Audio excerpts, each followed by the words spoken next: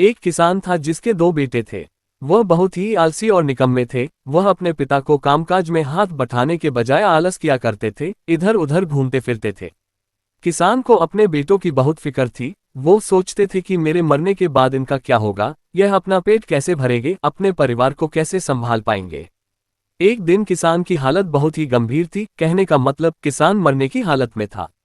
तभी किसान ने अपने दोनों बेटों को बुलाकर उनसे कहा कि हमारे खेत में एक खजाना गड़ा हुआ है, लेकिन वह किस जगह है उसकी जानकारी मुझे भी नहीं है, लेकिन खोदने बाद तुम्हें वो खजाना मिल जाएगा।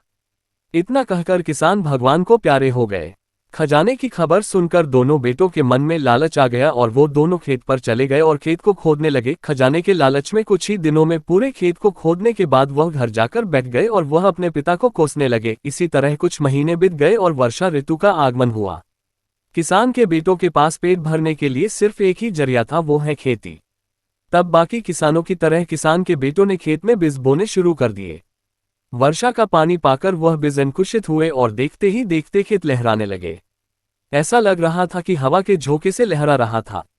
ये देखकर किसान के बेटे बहुत खुश हो गए। उनको समझ आ गया कि परिश्रम ही सच्चा धन होता है और वो उसी तरह से अपने पिता के शब्दों का मोल भी समझ गए और अपने कामकाज में लग गए।